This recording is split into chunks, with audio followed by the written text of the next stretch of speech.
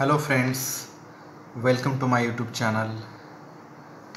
आपण code of criminal procedure 1973 बघत आहोत आणि आज आपण अजून एक महत्त्वाचा क्वेश्चन या ठिकाणी डिस्कस करणार आहोत. तो म्हणजे when police may arrest without warrant. Police without warrant कोणत्या कोणत्या सर्कमस्टन्सेसमध्ये अरेस्ट करू शकतात. तर बघूयात अरेस्ट विदाउट वॉरंटचे महत्त्वाचे जे प्रोव्हिजन्स आहेत CRPC मध्ये दिलेले. Section 41 of code of criminal procedure 1973 deals with arrest without warrant. Any police officer may, without an order from a magistrate and without a warrant, arrest any person. मग तो कोणत्या कोणत्या सर्कमस्टन्सेसमध्ये arrest करू शकतो ते आता आपण बघूयात. Who commits a cognizable offense in the presence of police. त्याच्या प्रेझेन्समध्ये एखादा व्यक्ती जर कॉग्निझेबल ऑफेन्स, एखादा दखलपात्र गुन्हा जर करत असेल तर अशा वेळेला तो त्या व्यक्तीला without warrant, without any order from magistrate arrest करू शकतो. आता कॉग्निझेबल ऑफेन्स म्हणजे काय, ते फर्स्ट शेड्यूल जे आहे CRPC 1973च्या शेवटी, बेअर ॲक्टच्या शेवटी शेड्यूल दिलेला आहे. त्या शेड्यूलमध्ये तो ऑफेन्स हा कॉग्निझेबल आहे का नॉन कॉग्निझेबल आहे, म्हणजेच दखलपात्र आहे का अदखलपात्र आहे. साधारणतः सर्वच ऑफेन्सेस, सिरियस ऑफेन्सेस जे आहेत ते कॉग्निझेबल आहेत, दखलपात्र आहेत. त्यामुळं आपण पहिली सिच्युएशन पाहिली की या सिच्युएशनमध्ये police may arrest without warrant.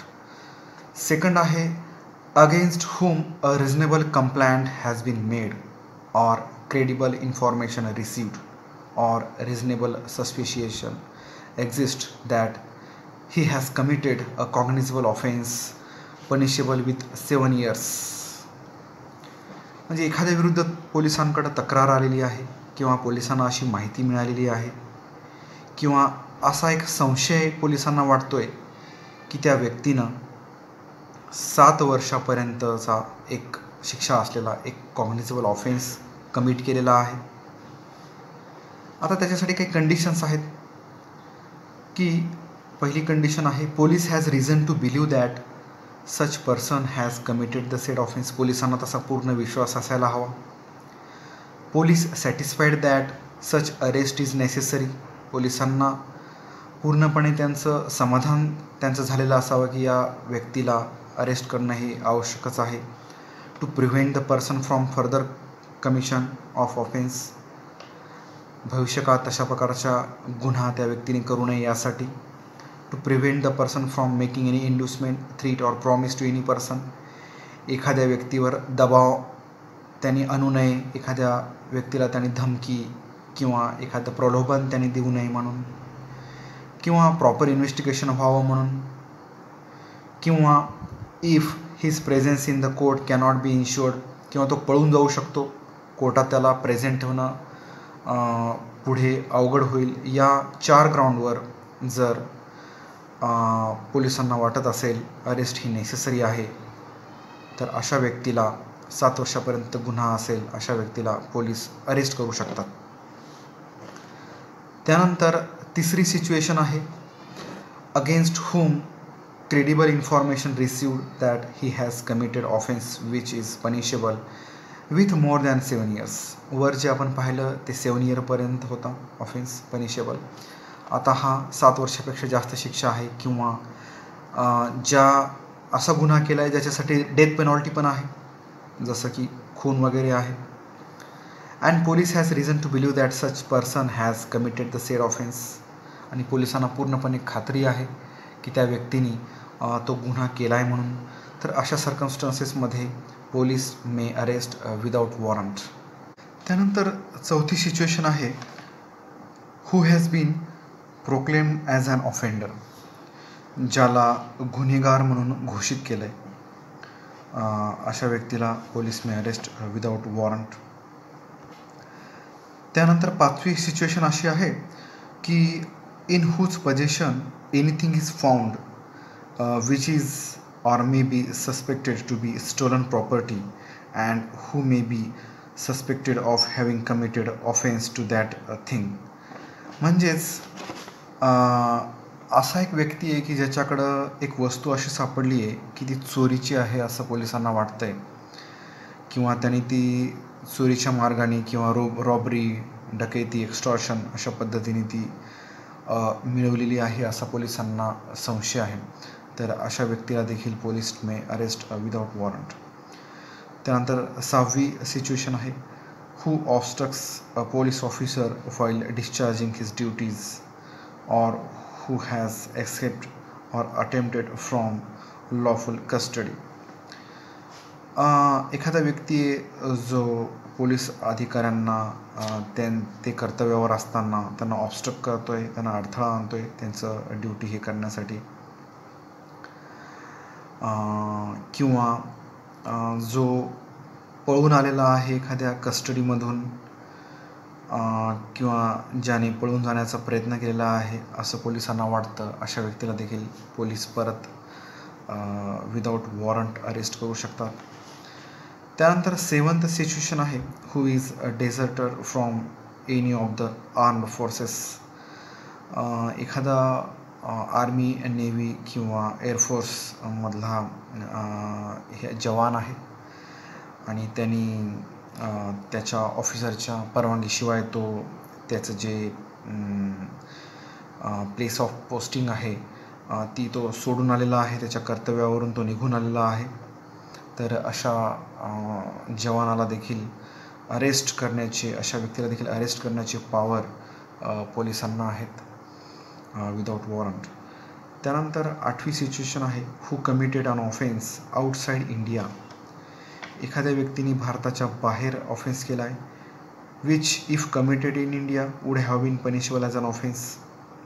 परंतु त्याने जर तो भारतात जर केला असता तर तो पनिशेबल राहिला असता. म्हणजेच भारताच्या बाहेर त्यांनी एखादा ऑफेन्स केला आहे. किंवा who is liable to be detain in custody in India under law relating to extradition. Extradition means प्रत्यर्पण. परदेशामध्ये जे आपल्या इथं ऑफेन्स करून परदेशामध्ये लपलेल्या जे कन्व्हिक्ट असतात किंवा एक्युज्ड असतात, अशा लोकांना एक्स्ट्रॅडिशन म्हणजे प्रत्यर्पण कराराखाली आपल्या देशामध्ये परत आणलं जातं. तर अशा लोकांना देखील अरेस्ट करण्याची पॉवर आहेत पोलिसांना. त्यानंतर who is released convict commits a breach of any rule made under section 356 subclause 5. एखादा शिक्षा भोगून आलेला कन्व्हिक्ट आहे आणि त्यांनी नंतर बाहेर आल्यानंतर परत जे काही रूल्स अँड रेग्युलेशन आहेत कायद्यांनी बनवलेले त्याला त्यांनी ब्रीच केलेला आहे. तर अशा ऑलरेडी रिलीज झालेल्या कन्व्हिक्टला देखील पोलीस परत अरेस्ट करू शकतात. त्यानंतर for whose arrest any requisition has been received from another police officer. असा व्यक्ती आहे की ज्याच्या अटकेसाठी एक रिक्वेस्ट आली आहे दुसऱ्या एरियातल्या पोलिसांना किंवा दुसऱ्या राज्यातल्या पोलिसांना. तर अशा वेळेला देखील ते पोलीस त्या व्यक्तीला अरेस्ट करून त्यांनी जो गुन्हा ज्या राज्यात केला त्या पोलिसांच्या हवाली त्यांना केलं जाऊ शकतं. अशा व्यक्तीला देखील police may arrest without warrant. In case of non cognizable offence, आता आपण हे कॉग्निझेबल ऑफेन्सेसमध्ये अरेस्ट होते विदाउट वॉरंट ते बघितलं, परंतु in case of non cognizable offence if he refuses to give his name and residence or gives it false.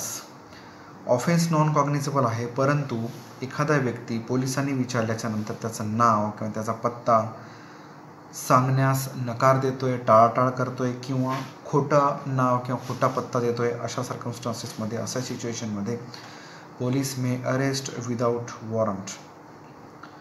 त्यानंतर who is designing to commit a cognizable offense which cannot otherwise be prevented.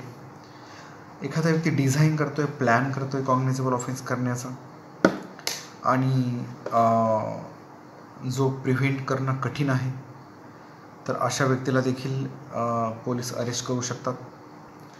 त्यानंतर whose suspension or remission of sentence has been cancelled by the government. असा व्यक्ती आहे की ज्याचं suspension किंवा remission जे आहे, ज्याच्या शिक्षेचं ते रद्द केलं आहे गव्हर्नमेंटनी. अशा सिच्युएशनमध्ये पण पोलीस त्या व्यक्तीला अरेस्ट करू शकतात विदाऊट वॉरंट. तर आपण अरेस्ट विदाऊट वॉरंट सेक्शन 41वर डिस्कशन केलं. यानंतर पुढील व्हिडिओमध्ये मी घेऊन येतो आहे arrest by private person, arrest by magistrate, arrest how made means how the arrest is to be effected, आणि लीगल राईट्स ऑफ अरेस्टी.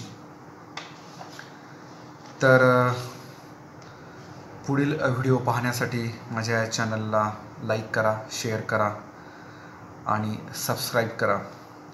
तसेच बेल आयकॉन प्रेस करायला विसरू नका. थँक्यू.